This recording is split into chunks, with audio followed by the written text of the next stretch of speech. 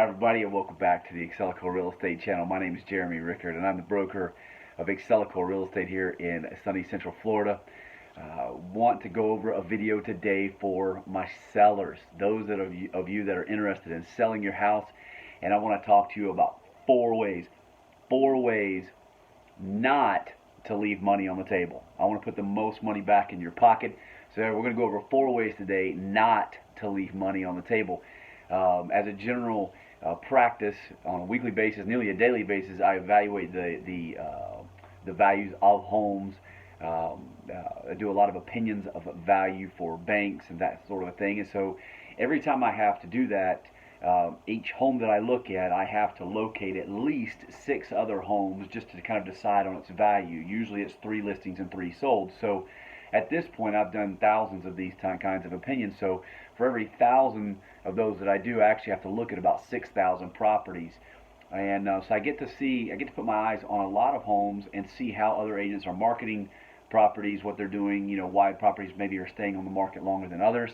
And I have noticed some consistencies, and this is one that really grabbed my attention the other day, and I think it will help you not leave money on the table. So I took some notes, and I want to go over those. So I ran across this listing, and this is what the listing said. In the actual description itself, it said, the seller is motivated to sell. And it also said, the owner plans on making a decision very soon. And that's direct quotes. Now, that was in the description that would be picked up on all the websites that market this property. And now there was only 1.5 lines of description. So of that 1.5 lines of description, those 2 phrases were part of that. And so you can see there was not much description to this particular listing itself. I noticed when I was searching through the pictures, there was only 18 pictures. And on our MLS, we're allowed up to around 50 pictures on the MLS. And the reason that's important is because your sites like Zillow or Realtor.com or Trulia or any of the other real estate professionals in this area that are syndicating your listing on their site, those pictures pick up. And so that's how people are viewing the property online. It's vitally important how many pictures you put online, and then the quality of the pictures you put online. The other thing that I noticed was the commission that was being offered, and the commission was 2% to cooperating agents. Now, that might not mean a whole lot to you, but in our industry, that is how we are paid when we bring a buyer to someone else's listing. And so we're looking at that in general. There's not really a set realm of commission, but there is a general commission that's really you see most time in the market, somewhere between 5 and 6 total percent, and then that's divided up between the buyer and the selling agent. Well, 2% was actually offered to bring a buyer. That would be below what would be customary in this area. And then lastly, what I noticed is that it said that the seller's realtor must be present for all showings, and there needed to be a 24-hour notice. So I want to deal with these 4 things. These are 4 ways if you will directly deal with these things, it will put more money back in your pocket because you will get top dollar for your property. My goal is always to sell your home at full market value. And in fact, I put a guarantee on it. If I can't sell your home at our agreed upon full market value, then I will pay the difference for what I can't get for it. And I'm that confident in being able to sell your home at full market value because I want you to get, that's my goal, I want you to get full market value. So let's deal with these things individually. And let's just start out with the professional photographer. Let's do that. So you got 18 photographs here. The photographs on this particular listing were actually taken up and down instead of left to right, which that already comes across online awkward. It comes across awkward, and they were taken with a phone. Now, today's phones are very good at taking photographs. However, there is something to be said about where the lighting is when you take the photograph. Whether the lighting is in front of you or behind you, is the electricity even on to have lights inside the home? There's various questions. So, what a professional photographer is going to do is bring in, or they should be bringing in, their own lighting rig. To actually light up the room, no matter what the lighting conditions are. They know the areas and the angles to take the pictures, to limit shadows, and to make your property look the best that it possibly can online. You can also get digital tours, things like that will actually help the presence of the property online, because almost everybody in today's market is starting there. They're starting online. They're doing Google searches for this area. They might live in another state and they just want to see some photographs. That's the biggest thing they're looking for. And utilize as many photographs as possible. So Make sure, the second thing is the description.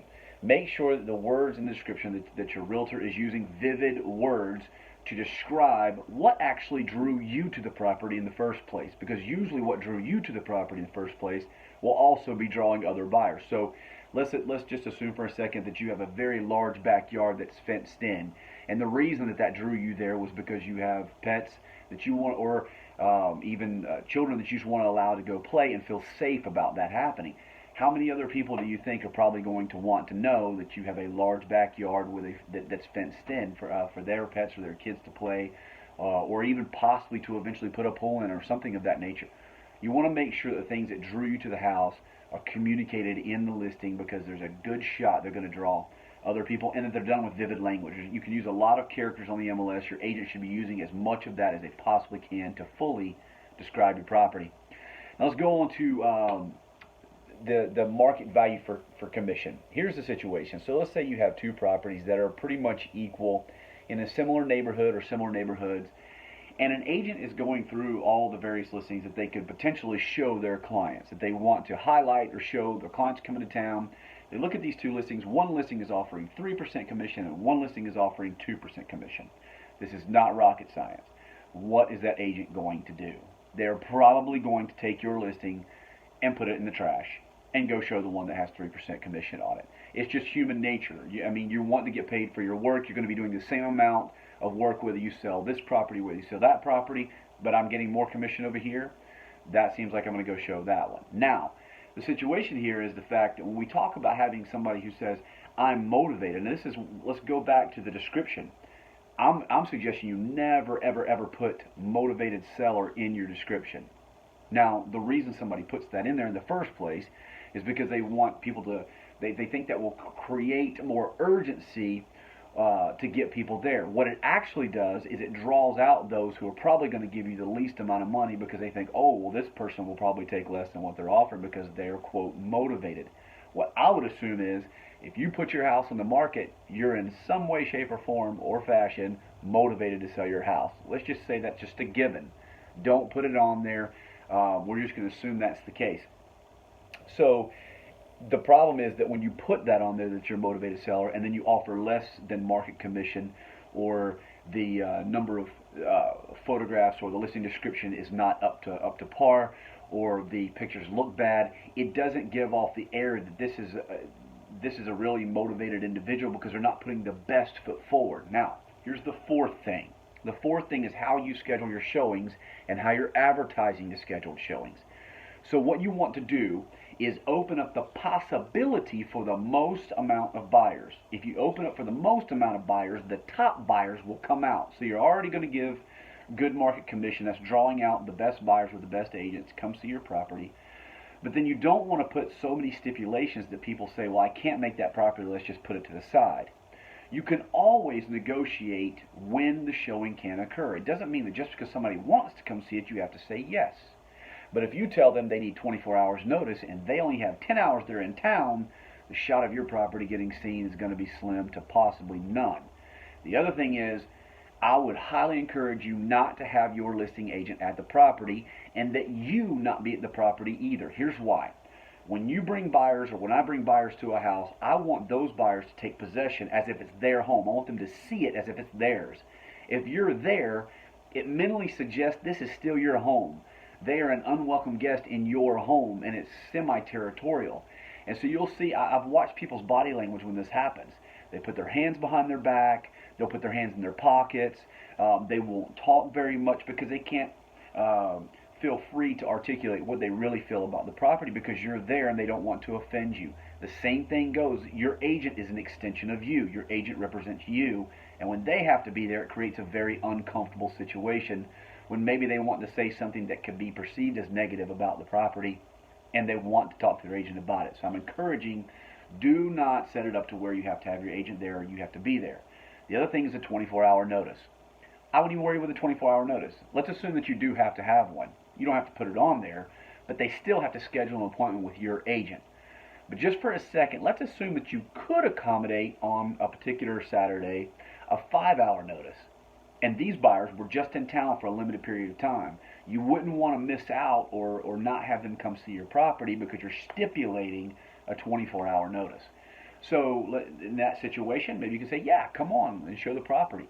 But let's assume for a second that you did have to have a 24-hour notice because you were having a party or friends over or your kids were asleep or something of that nature.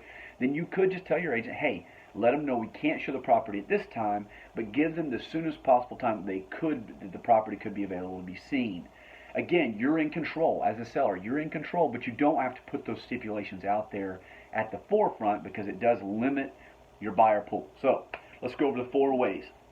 Let's just say if your realtor is not using a professional photographer, then you're leaving money on the table. I would say that if your realtor is not giving you vivid description about ways that the property might be intriguing to a buyer, you're leaving money on the table. If you're not offering market commission, you're leaving money on the table because the best agents aren't coming to show your property. And if you don't make your property easily accessible, then you're leaving money on the table. And I don't want you to leave money on the table. My goal is to get you the most amount of money in your pocket.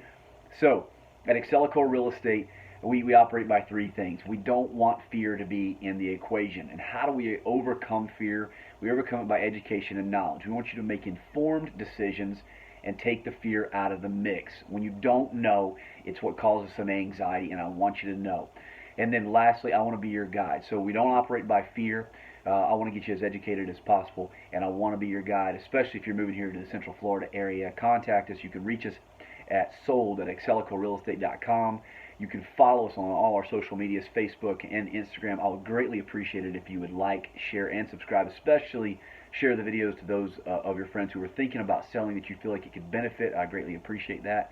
And if you have any other questions, again, the questions are what help to dictate these videos because the questions are where sometimes the fear operates, and I want to take that out of the mix. So until next time, we'll see everybody. Again, we'll put the most money in your pocket, and thanks for hanging out with us, and we'll see you next time.